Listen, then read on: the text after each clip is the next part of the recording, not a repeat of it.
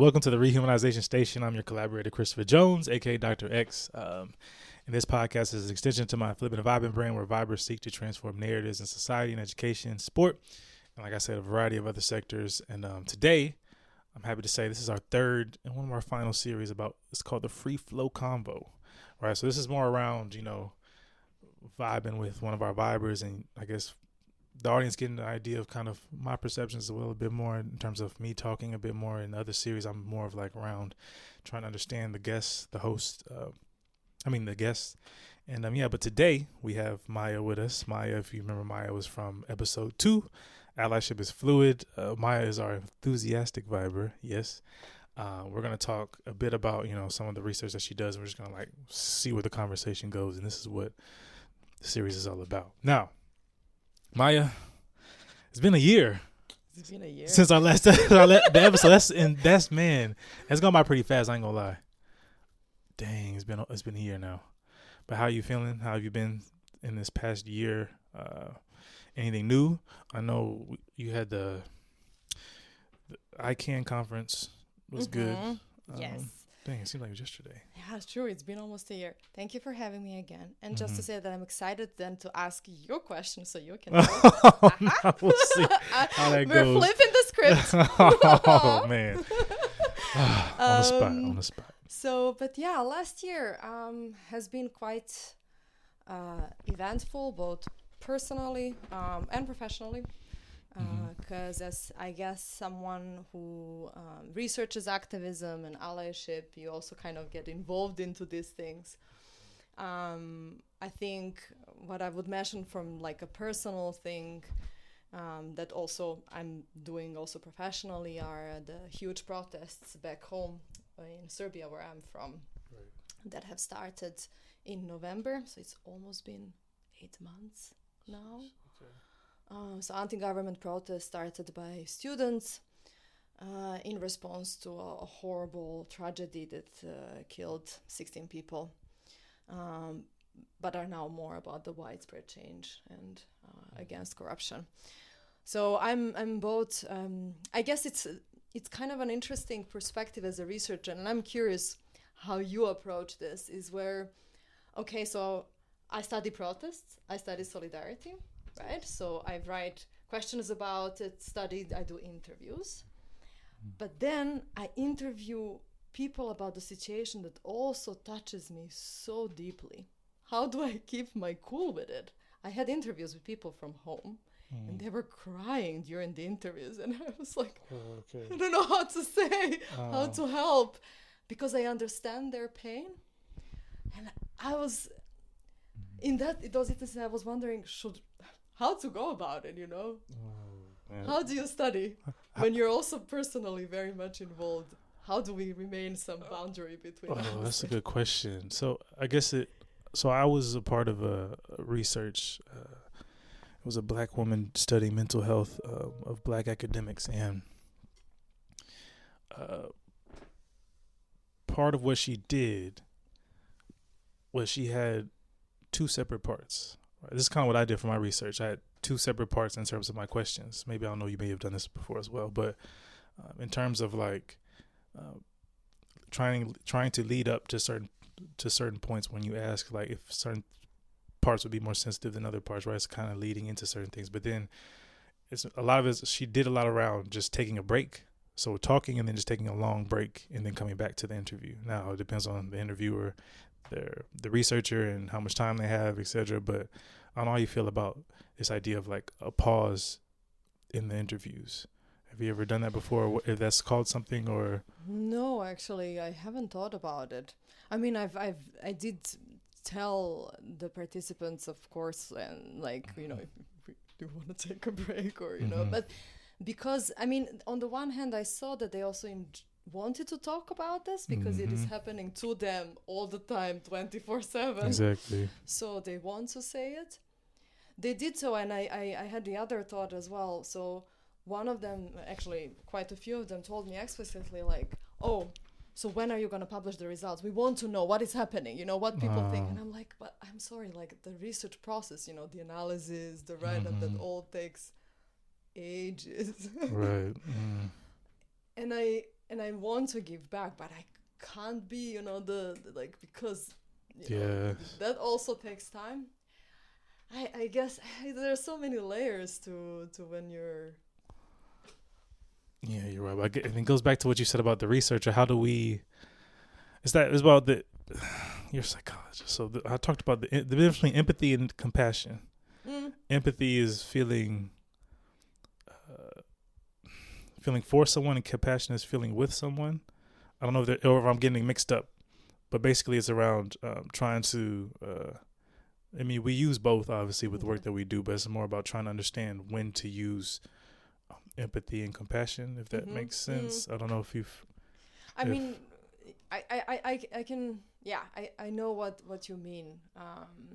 I think it just in those moments is always so hard, or I at least haven't found like a way to in the moment. Yeah. Know my boundary, know how to be there for people. And it is kind of funny because I've been doing this for a long time, but I feel like this time it comes very personal and very close.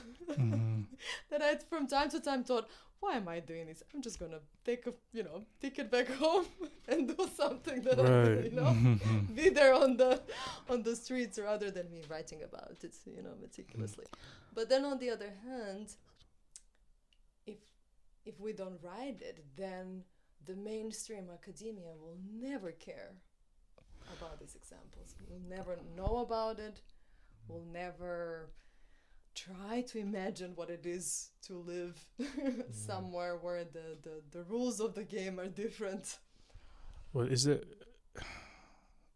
there a way of like, I mean, that's part of the reflective notes, right? In terms of how we can share emotions with the research, with the people who are participating in the research, right? Are we allowed? That's a good question. Are we allowed to, like, if say someone's crying and it's a similar situation as you've had, is it okay to kind of shed a tear with them, or is that something that we shouldn't be doing, or is something if we do it, we have to make sure we put it down in our notes, or I guess it's just flexible. It depends on the research. I guess it could be. I mean,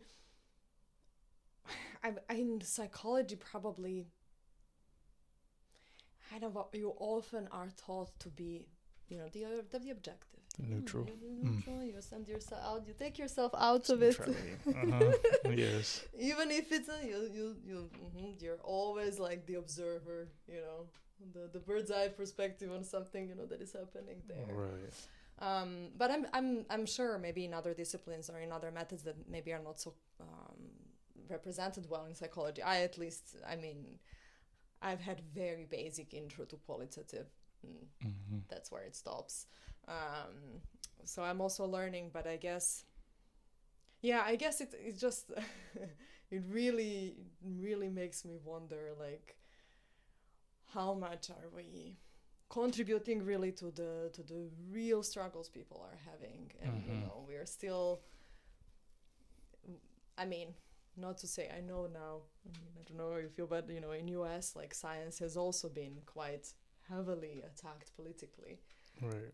But oftentimes we can just be on the side and let things pass and let society go to hell while we sit in our little thrones. But that's what it goes back to the whole academics. What can academics make changes in terms of, like, what is our, I guess Remy Joseph talks about it, scholar activism in terms of what using the institution in ways that can benefit society and bring activism or active work within the community in terms of trying to, like, work together collaboratively, academia and the community. But it's interesting you mentioned about staying to the side, and I know this paper that you have, it's about selective allyship. Do you want to kind of give us an overview? Yeah, so my wonderful friends and I, we started a network where we like to think of ourselves as concerned researchers and activists, and we wanted to reflect a little bit on the role of academia and more specifically of our scientific associations. and what type of role they play, not only for the disciplines, but and protection of our profession, but also for the integrity of human life. Because psychology, and I assume also for sociology, has embedded this principle of duty of no harm. And by that means protecting, both in our research and in our practice, and more broadly, the dignity of all human and all animal and all planet, or all life. That's our duty as a profession. Right. And then associations, kind of our psychological associations in times of really dire circumstances, of ongoing genocides in multiple places around the world, of climate catastrophes, of everything, they're remaining silent. Or if they say something after many individuals have begged them, wrote petitions, one petition, second, third, fifth petition, they make statements which are falling short of what they do. However, and this is where the selective part, so where they don't show allyship when they should, and I mean the horrible examples of associations participating, for instance, in tortures and stuff like that. Psychology has a lot of bad things: racism, homophobia, everything is. We have a very bad history. The selectiveness part is that from time to time, the associations do show some solidarity. And then when we ask them, so why don't you share that solidarity and empathy with everyone, show a little bit of care for everyone, then they don't. And this is what is really, we are struggling. I mean, there is a conflict, of course, Russian invasion of Ukraine, where we all felt, of course, it's important to show solidarity. But that's the only thing that they've shown solidarity with lately. We don't talk about Gaza. We don't even mention Sudan. There are places we forgot what's happening in Afghanistan. It's like the way to show that we are protecting, the human dignity is by choosing one and not the others. And we think that's problematic. I agree. But how do we, when it comes to organizations though, is there specific people who are in place to make sure that allyship is authentic? What I mean is that do most of the people get to these positions because of conforming to the system, because of being selective, or I don't even say being selective, just in terms of just you get to a certain position. Many people do because they are complicit to the norm, right? And how often is it that those people in those positions change their views, or if they have certain views that are a bit more authentic, a bit more allyship led, and not selective allyship? How do we find those people, or do those people exist? I think there are many people. I think you're that person. Well, you are too. But I mean, in terms of people who are literally this goes back to how when they talk about power when it comes to racism, right? They say the overall argument is that black people cannot be racist or cannot display racism because we have power, but it's limited. So we have power. I mean, you don't want to say it's limited because you don't want to die down what we do, but there is certain policies in play that people in certain positions can change certain policies, right? We can only try to ask and try to challenge those policies, right? But there are people who are in certain positions who sign off on those policies. That's true. And how does that? And there's those people who are signing off on those policies who tend to be a bit more complicit and conform to that norm, right? How? And it goes back to what you said about this selective allyship and about all these. There's so many things happening in the world, so many issues and so many things that need to be addressed, that people aren't willing to sit down and just sit with their being uncomfortable, right? Or yes, having that uncomfortable talk, even if it's a difficult. I don't know. I feel so. I've stepped out of the associations that I felt are not aligned with my values. Right. So, But how okay. And now I have a question for that one. So since you stepped out, right? What then happened? Like what happens? I mean, you have to protect at one point. Do you tell other people in your position, like there's people in your position, right, who are trying to do transformative work? Like at what point, just like you have to remove yourself? Do you think? Everyone's obviously different, but from your experience, I mean, I think it's a really, in a way, it's an individual decision to how much you can cope with a sense that things are not moving. mm-hmm. I do think, though, that boycott is a very powerful strategy. Mm-hmm. If enough people do it, then you can force a change. I think, though, what some of my senior colleagues who are amazing and really unique have been saying is to try to perhaps, not invest effort into changing the structures that, I mean, they're built so resilient. Yeah. They're just, So they've resilient, practiced this you're for right. thousands of years. You're So right. they are fully resilient. Mm-hmm. And every time we think we've got to them, they're already adapted, they're already moved on. Right. Like, so I don't know if we're like chasing something we will never be able to. But for instance, one inspiration in my field that I've started reading more about is the Association of American Black Psychologists, who they just came by themselves. They were never part of the American Psychological Association, the central basically association that is not only central you're saying for good US. stuff, just a little bit close. Remember? Yeah, Fist away. Yeah. not only just. I mean, the APA is not only central for the US. It's basically our main model association.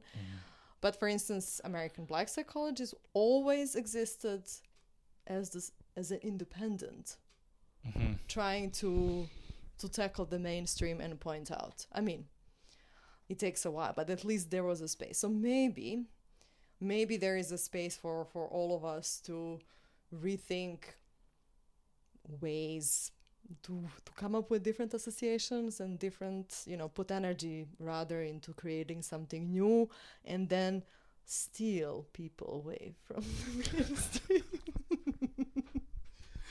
Perhaps those are horrible words, but But that's the tough part too, right? In terms of like, when do we like about choosing when to fight, when to not to fight? In terms of like, I mean, because I feel like resiliency is both knowing when to like rest and knowing when to actively challenge, to boycott, protest, etc. Like, and there's something going around in America right now. There's in California with the protests, right? But on social media, there's a lot of Hispanics, Latinos like coming after the black community, right? In terms of like, where are y'all at? What are you doing? Obviously, I have a certain opinion about that in terms of like black activists, scholars, community has always fought for everybody, and then once any other ethnic groups gets that power, they themselves kind of conform to that and have this anti-black rhetoric, right? So I think there's a bit of tension going on in terms of like about people talking about when should groups help. It goes back to that selective allyship, right? I'm of the mindset of we should all just continue to help, continue to like support, enhance each other's experiences, be there for each other. But at what point do certain, I guess it goes back to what I already asked about, when do we know when to like just when we say this is not, is it always our fight? We probably have a similar opinion about this, but what do you think about it? Is injustice always our fight? I mean, I guess I'm a universalist. Yeah, exactly. I agree. So I would say yes. I agree. Okay.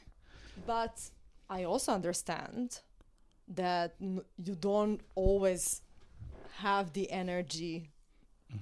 One, have the energy, have the resources, and that you sometimes, I guess, expect, what you put in that you get out. I guess it also depends on I mean, I know a little bit about the history of like Latin and Black communities, like not always, especially Latin, standing with the Black community and sometimes standing more with the white community. Yeah, it's a tough one. They predominantly voted for Trump history. As well. Yes, and they voted. They voted also. It's tough. That's a complicated one too, because then it's like people who are actually able to vote voted for Trump. So there's the other argument in terms of like people who didn't vote may have not have voted for Trump as well, in terms of like, But so I understand that there is that there may be a kind of maybe history of misalignments and that's a good point. And that may prevent people from seeing now why. I would say though that especially, and I'm sorry to say, but US is very much turning towards authoritarian society, like speed warping to it. We've had these Trump protests recently. Yes. I don't wish that upon you, but I come from one and it's very much looking there that then unfortunately he's gonna come for the rest, right? Now it's the first community. He's just starting. Yes, he is. He's gonna come for it. So you can choose to wait out the turn or but he's gonna be there. Right. And that's what we talked about I've been thinking about this since I've been started this journey of activism and stuff. What I've realized as well is it's kind of like I try to connect it to sports in terms of like, because I played a team sport, which is basketball, and sometimes the challenge is that how do you get everyone on the same page? So sometimes it's like, how do you galvanize people? Like you said, are you willing to put in the work? And sometimes it's hard to reach people, or people, if you start something, it's hard to get everyone to put in that same amount of work, or you know what I mean? Or like kind of they have those ideas in terms of they want epistemic justice or social justice, racial justice, etc. But then there's work that has to be done. And sometimes that is a challenge in terms of bringing people together. And that's what I've kind of found out in this past year, probably 2 years, 3 years or so, is in terms of like, how do we galvanize different social justice warriors? How do we do that? Is there a way to do that? I think we need to be, I mean, perhaps I need, maybe because we come from, universalist positions, and to us, it's clear that the systems intersect, right? And then there are points where the oppression overlaps, that there is somewhere some similar causes of it in the power abuse and all of that. But I am not sure that everyone sees it that way. No, not at all. And so we have to start thinking about it. Okay, how do people see the situations, right? Are they seeing it in the same way that we could? Do we then, from seeing and trying to get to the same page where we try to map, and have a common, at least, way of approaching it? Then comes the second, of course, a big thing. What do we do about it? Is there one correct, course of action? No. No, there's not. There's never one. And does that mean that we should only take one because that there's one right way? I would say no. We live in a multiple world perspectives. There are many different things to do. And then it's about, I guess, trying to find different ways how people can contribute. I was on the weekend at the Anarchist Festival. And there was a direct Palestine action group. And they were talking about the way they do actions. And some of them are quite risky, right? And then they openly asked the audience there, so what prevents you, for instance? So if everybody said, well, we agree on the cause, right? So you have the awareness. Right. But the action is something, not everyone can take. One person said, well, I have a kid. I cannot go to jail. Yes. Like, what happens to my kid? Yes. I mean, we were sitting and thinking, if we do this, we're out of this country. It's like there is no conversation. Like I know and then it goes back to that point, right? In terms of like, I guess we talked about this in the episode that we did about how it's multifaceted and everyone has their own story. Everyone has their own individual experience in terms of like you just said, some people have kids they have to think about. Some people has citizenship status they have to think about. Some people have their health or everything mixed in between. And that's why this what makes it challenging in terms of, like I said, galvanizing and bringing people together. How much of it do you think is we are still kind of in this idea of the hero? In terms of people are waiting for a hero or somebody to lead in a more traditional sense, if that makes sense. But in reality, a lot of it is around, much of the previous work was done by the community, right? It was done in the back end, but there was a public figure that was kind of, I don't know, that set the standard in terms of like visually and like I said, galvanizing people. But I didn't live in that time, so it's hard for me to say. But do you, in terms of what you've been doing, do you feel like that is something that is needed? Not necessarily needed, but that's something that you think people would be more drawn to, or is it mixed? Could it be both, or is it different now because of social media, etc.? I think, I mean, I'm gonna use the Serbian context as actually it's an interesting parallel to it. Why? And this is not, it happens in many places, about the leaderless movement, because there's no leader. There's not one student that leads. It's all students. That's good. And there's an explicit rejection to name a hero. Now this opens, so it could be good in a sense, because being a part of the anonymous, you're less likely to be targeted by the power. Right. Shot. I mean, we know what happened to those who stood up to be the heroes and led, and they can be taken down much easier.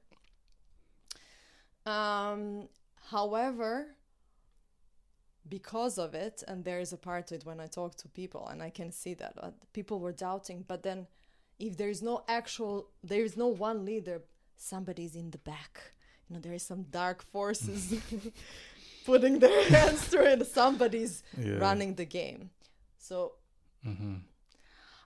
I do think that I guess maybe it's, I don't know, some kind of romanticized idea of the hero. A lot of people would love to, have this. Right. But it goes back to that.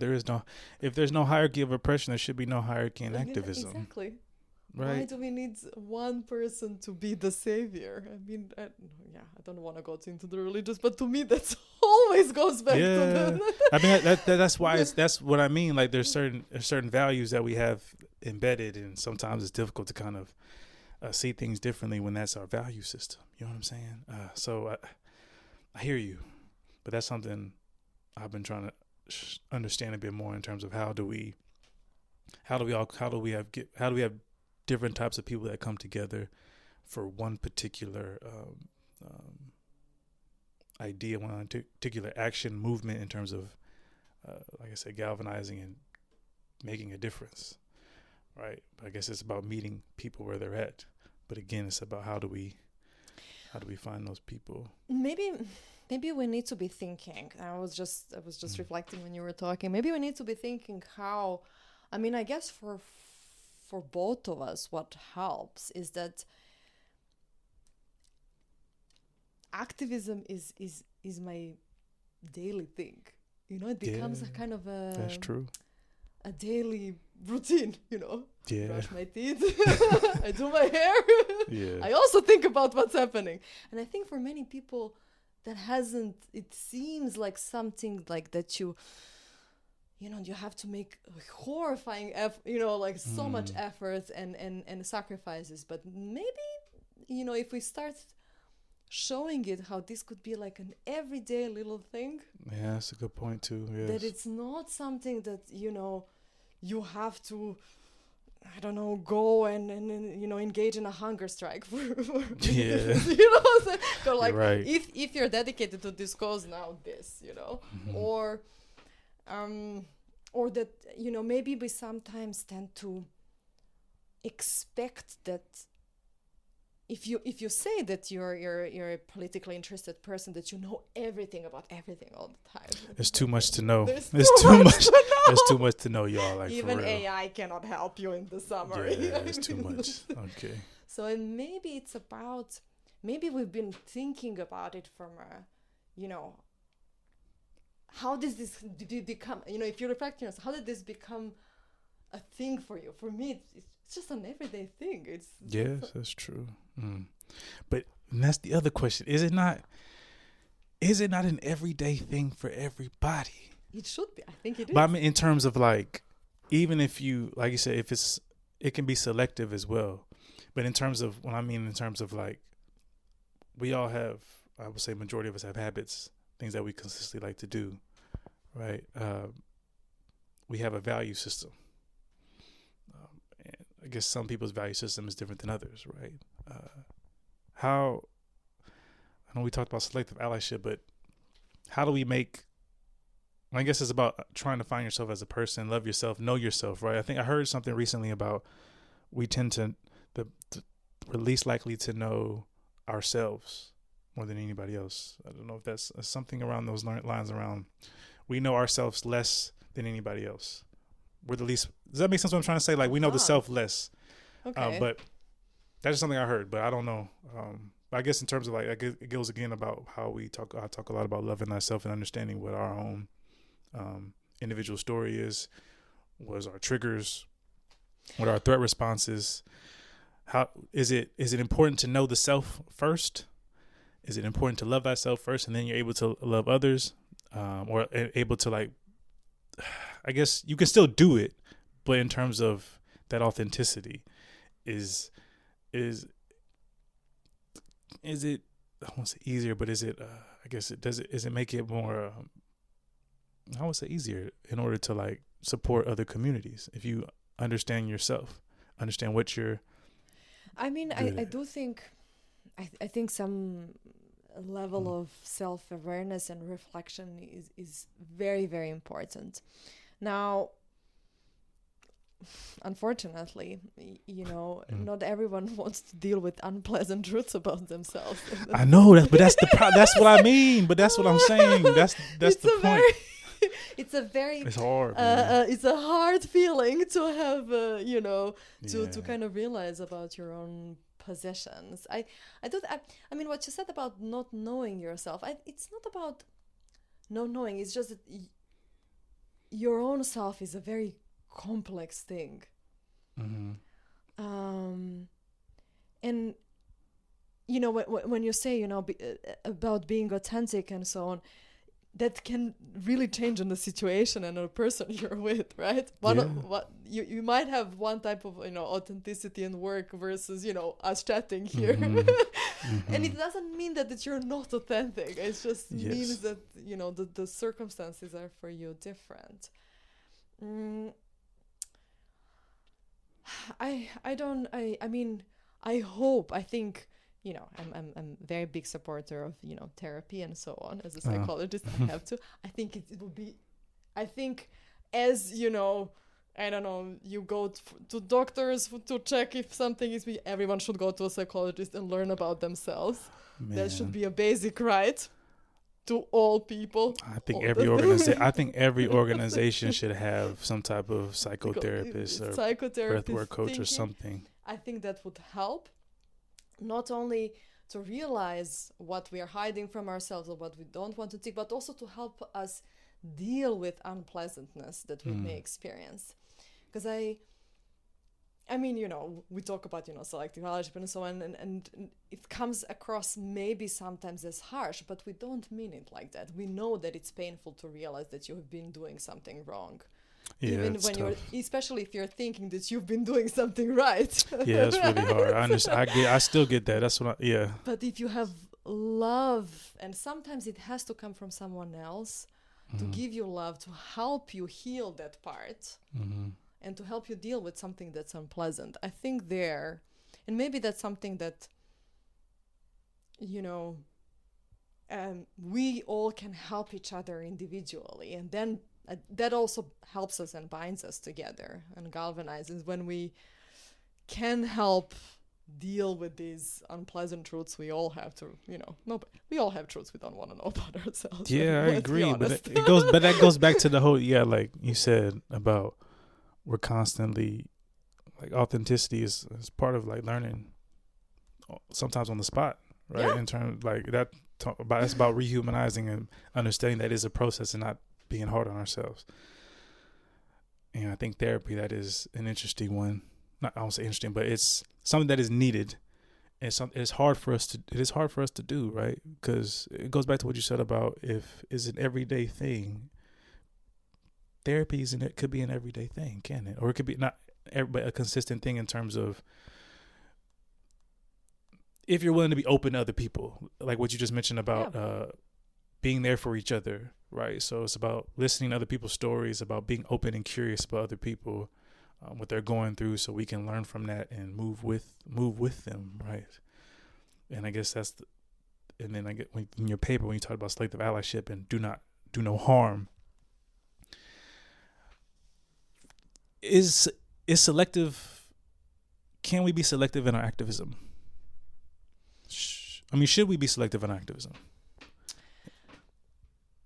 I guess selective, maybe in ways we can contribute, because not everyone is good for everything. Yes. I mean, some have talents for something. I know me. Yeah, I know. I have some talents for something. Other talents, you know. Yes, I understand. So I think that I think we need to know, you know, authenticity, but also self-growth and realization where we can contribute the most. And sometimes we have to be selective in a way that perhaps our biggest impact will be focusing on one specific issue. That's a good point, because I think sometimes that's what you said. We can't know everything. And sometimes I start off like thinking like I could be in this place, in this place, in this place, but that's just not possible, right? And like you said, to be consistent and to actually make change, we do have to like narrow in our focus, don't we, on a particular issue? Yeah. And that might change. I think it's important that people keep the openness that we need to learn. Perhaps in this specific time situation, this is where you have to focus in, and this is where your impact can be the biggest. And that may change over time. I think gotcha. We need to be encouraging people to change, right, all the time. And that's how you I think, avoid the trap of selectiveness. Because if you're only doing that one thing for one thing all the time, you will eventually not be impactful anymore. Yes. So what is the word? What's another word? Another word for selective activism. We can more like targeted. Is that a good word? Okay, targeted. Yeah, I think targeted. That's a good one. I think, because I do prefer the word target at times as well. Because it shows that it's a different way of showing that we're being active and trying to contribute in a specific context, but it doesn't have to. It can be various contexts, but we're talking about one specific thing at a time. But then, like you said, we talked, like you said earlier, about certain things do intersect, but it's okay to not know everything. No. Right. And I think that's also important too. That's what I had to learn, because I felt like there's so many things to know. It's like trying to find out what you can contribute to the best. Who do you need to listen to? You know what I'm saying? Where can you kind of put your voice in, and where should you just be? We should always be listening, but sometimes we have more to give in certain contexts than others. And it's more about asking questions and listening to others as well. I think that's something that I've had to learn and understand in my growth in terms of like doing active work in the community and research. So, I agree. Now, I know we're getting short on time, But this has been a good convo, you know. Like I said, I felt like this is definitely needed. What? So I have a question around. Last question around this paper, right? Mm-hmm. There's a topic I wanted to talk about. It says foster genuine democratic engagement. Mm-hmm. Should I read it out, or can you just highlight a bit about it? So this is something that we've been discussing as people who work on activism, who have been in activist circles, and I've always felt that when power holders, organizations, authorities, they want to appear democratic, they oftentimes, allow us to say something, but they don't listen. So we pretend we're playing democracy, by us, going and signing a petition, or like voicing somewhere, or being allowed to say something is not the same as engaging with what you said and actually taking it in and reflecting. And I feel that oftentimes democracy is hard because we will get into a conflict and it will be uncomfortable. And we will all involved have to reflect, change, and then come up with something new, because that is true democracy.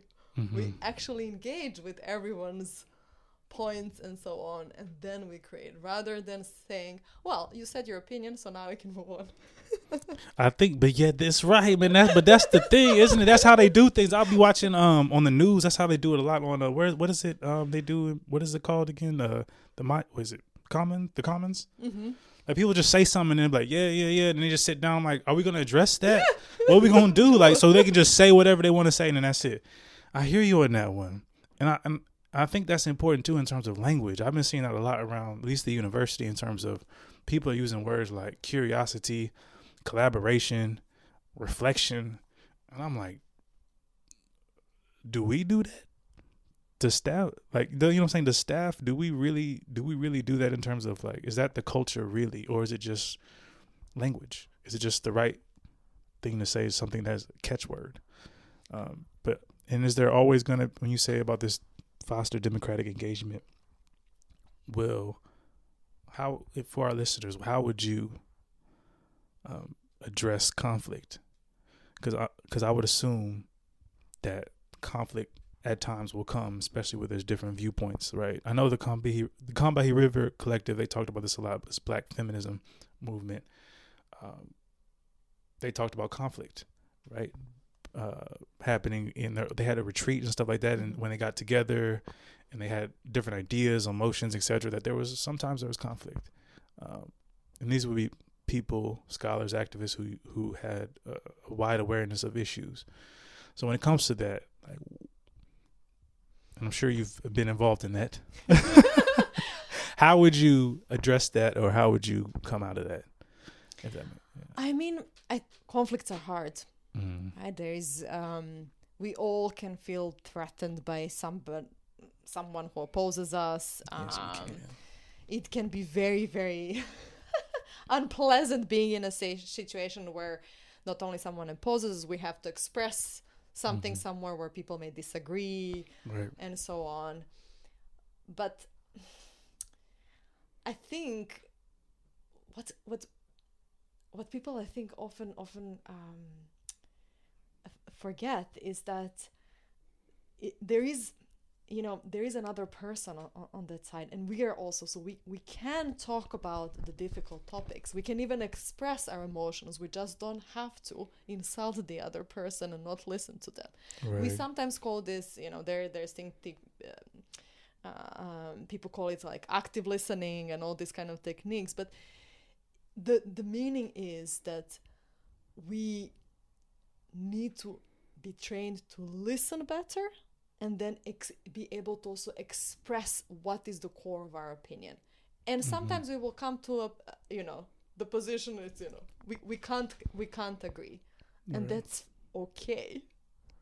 we can walk out of that and say, okay, we haven't managed to make a solution. Perhaps we need a third person, to give us another perspective where we could combine it. Perhaps we can't.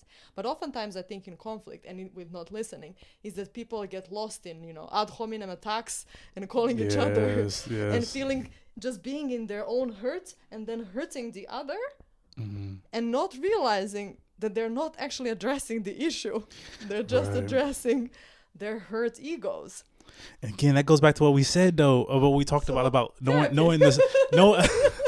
That goes back to about knowing the self, right? But and what I've learned, and I think that's important what you just raised, because therapy is important, right? But that's part of understanding the self, right? When we feel triggered, what do? We you know what I'm saying? You kind of try to find and develop ways to sit with it, and so do something about it. Actively try to challenge it in a positive and healthy way, right? If it's negative, if it's a negative, or if it's something that makes you feel some type of way, is it what's the word? Is it valid? Is it righteousness, or is it just you and your own feelings? And I think that's part of that is like that whole we're constantly therapizing ourselves. Is therapizing a word? I don't know if I made that up. It's your language. But I'm just saying, like, it's just you know what I'm saying? But it's part of that, isn't it? It's like how we do that, because we do, because sometimes people can get on our nerves. We can each get on each other's nerves, but it's just about trying to find out why that is. And at the end of the day, it's about what is the results? What are actions? Right? I'm all about actions now. Some of these words is getting to me, because they say you can actively listen. What are you doing with what you're listening to? Yeah, that's true. Like you said, how do we move forward together? But yes, a lot of that is therapizing ourselves. I love it. I think it's a new term. I'm gonna use it. I'm gonna quote you. Therapizing. Yeah. No, I mean, I think, of course, it's really important we listen to our emotions, because if you're angry, you should be able to express your anger. And you should listen to anger because it's telling you that something is wrong. Right. But I think it's more about really reflecting, being able to reflect what is actually wrong. Because I think we sometimes remain on very superficial levels, not addressing the core issue that is wrong. The main question is, what has happened to me? What has happened to me? Yes. And that is very easy, again, by power holders, authorities, to seize on people quarreling in between themselves. You know what they always say? Oh, the leftists are always arguing with each other. They are. But that's the thing, that the side that holds the power uses the quarrels and the conflicts. That's true. Because unfortunately, they are all much happier to get on the bandwagon of, hating a random other group. Yes, that's a good They can point. put their differences aside to attack. Yes, I agree. I think we need to be, when communicating and sitting in these uncomfortable places, we need to be better at handling them. That's all. I think our emotions are valid, are important. But how we go about them, how we put them into action, that's something we can improve always and change. Yeah, you're right. Man, okay, so targeted activism. Yeah. I think therapizing the self. Yes. And that's how we can come to a loving community, right? Yeah. I think we can end it there. That's amazing. Thank you. Thank you for coming today. I know we can do this more often, man. So this is our first free Flow Convo session series, and I appreciate listeners tuning in. Thank you, Maya, for coming. Keep doing what you're doing. Whoever's listening, keep target activism, keep therapizing and loving the self, because you have to love yourself, right? And understand that it is a process. You're going to continue to learn as you go. Certain things are going to hurt, you're going to be in conflict, but it's about trying your best to actively listen, and just like you said about the result. What is the result? What is the consequences of what we're doing? What are we trying to do, right? And if it's love and harmony, that's what you got to strive for, right? Yeah. But that's the challenge. That's the challenge. All right. Thank you. Thank you. Na